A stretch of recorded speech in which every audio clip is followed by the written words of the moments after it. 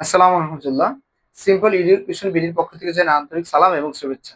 আজকে আমরা শিখবো আইসিটি পার্টের লজিক ফাংশন থেকে লজিক সার্কিট কিভাবে অঙ্কন করা যায়। গত ক্লাস যারা না করেছেন, গত ক্লাস একটু করে এরপরে এই ক্লাসটা করলে সহজেই বুঝতে পারবেন। তারপর আমরা এবার দেখবো কিভাবে লজিক ফাংশন থেকে লজিক সার্কিট অঙ্কন করা যায়।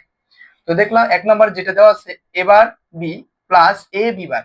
তার মানে এখানে ইনপুট আছে এ বি, এখানেও আছে এ বি, এই জন্য আমরা এ নিয়ে একটা দাগ দিব, এবার উপর বি নিয়ে একটা দাগ দিব। যেহেতু বার আছে, আমরা জানি বার মানে কোন গেট, নট গেট। বার মানে নট গেট, যেহেতু আমাদের কোনো গেটের কথা উল্লেখ করে দেয় নাই, এই জন্য আমাদের মৌলিক গেটের মাধ্যমে আমাদের এগুলা করতে হবে। আর এই অর গেট, এন্ড গেট এবং নট গেটকে আমরা জানি মৌলিক গেট বলা হয়। এবার থাকার কারণে আমরা এই যে একটা এবার দিয়ে দিলাম, বি আছে এই জন্য বিবার দিব, যে জন্য এখানে একটা দিয়ে দিলাম। এরপরে এবার বি আছে, এই যে এখান থেকে একটা দাগ, বি আছে এই জন্য আমরা এখান থেকে একটা দাগ নিলাম। এখানে যেহেতু কোনো চিহ্ন নাই মানে গুণ আছে, তাহলে গুণ মানে আমরা জানি কোন গেট, এন্ড গেট, এই জন্য এন্ড গেটের মতো চিত্র এঁকে দিলাম। এরপর আছে এ বি বার, এই যে এখান থেকে একটা দাগ, এরপর এখান থেকে একটা দাগ, এরপর একটা দাগ দিয়ে আমরা কি করলাম, এন্ড গেটের চিত্রটা এখানে দিয়ে দিলাম। এই দুইটা আমাদের এখানে এই দুইটা পেয়ে গেছি, প্লাস আছে এই জন্য আমরা প্লাস দিব। এইভাবে আমাদের এটি আমাদের 1 নম্বরের অ্যান্সার। তো এটা হলো আমাদের 1 নম্বর যে লজিক ফাংশন ছিল, সেখান থেকে আমরা লজিক চিত্র অঙ্কন করলাম। এবার আমরা দেখবো 2 নাম্বারটা কিভাবে করা যায়। 2 নাম্বার আমাদের আছে A into B whole bar plus আছে বি এক্সক্লুসিভ সি। তাহলে ইনপুট আছে এ বি এবং সি, তাহলে এ দিয়ে একটা দাগ দিলাম, বি দিয়ে একটা দাগ দিলাম এবং সি দিয়ে একটা দাগ দিলাম। তাহলে এ ইন্টু বি হোল বার আছে, এর জন্য এ ইন্টু বি, ইন্টু মানে এন্ড গেট, ইন্টু মানে এন্ড গেট, এর জন্য এন্ড গেটের চিত্র এখানে দিয়ে দিলাম। এরপরে যেহেতু বৃত্ত আছে মানে বার আছে, এই জন্য বৃত্ত দিয়ে দিব। তার মানে A into B whole bar, that means NAND gate হয়ে গেল।